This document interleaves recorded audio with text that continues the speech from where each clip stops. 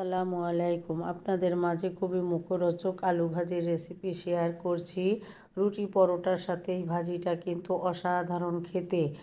আমি এই ভাজির জন্য 8টা মিডিয়াম সাইজের আলু কেটে ধুয়ে মিহি কুচি করে পানি ঝরিয়ে রেখেছি। পানি ঝরিয়ে রেখে চুলায় একটা পাত্র দিয়ে আমি এখানে 6 টেবিল চামচ পরিমাণ সয়াবিন তেল দিয়ে দিলাম। তেলটা একটু গরম হয়ে আসলে এখানে আমি 2টো পেঁয়াজ কুচি দিয়ে দিলাম। পেঁয়াজ কুচি দিয়ে একটু নরম হয়ে আসলে এখানে আমি আগে থেকে কেটে ধুয়ে পরিষ্কার করে রাখা আলু দিয়ে দিচ্ছি। আলুটা আমি এভাবে কুচি করে নিয়েছি।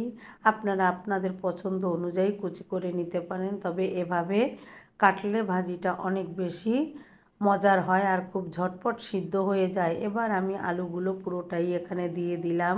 আলুটা দেওয়ার পরে এখানে আমি দিয়ে দিচ্ছি 4টা কাঁচা জাল ফালি করা, স্বাদমতো লবণ আর হাফ টেবিল চামচ পরিমাণ হলুদের গুঁড়া দিয়ে এবার সমস্ত উপকরণ ভালোভাবে আলুর সাথে নাড়াচাড়া করে মিডিয়াম টু লো আঁচে রেখে ঢাকনা দিয়ে আমি রান্না করে নিয়েছি 10 মিনিট। এর মাঝে আমি একবার ঢাকনা তুলে নাড়াচাড়া করে দিয়েছিলাম।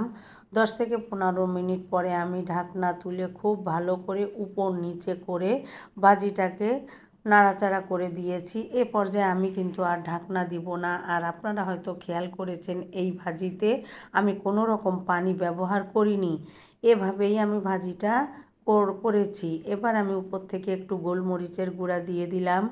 আপনাদের পছন্দ অনুযায়ী আপনারা এখানে টমেটো ধনিয়া পাতা অ্যাড করতে পারেন।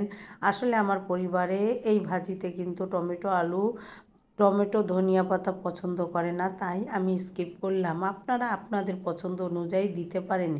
এভাবে ভাজিটা কিন্তু অনেক বেশি সুস্বাদু ও মজার হয়। আলুটা কিন্তু আমার পুরোপুরি সিদ্ধ হয়ে এসেছে। এইভাবে ভাজিটা করলে রুটি পরোটা সাদা ভাতের সাথে অসাধারণ, দেখতে যেমন লোভনীয় হয়েছে খেতেও কিন্তু অসাধারণ। আমি যেভাবে আমার পরিবারের জন্য এই ভাজিটা করি আমি সেটাই আপনাদের মাঝে শেয়ার করেছি। সিম্পল রান্না সবাই পারে, তারপরেও আমি যেভাবে করি আমি সেটাই আপনাদের মাঝে শেয়ার করলাম।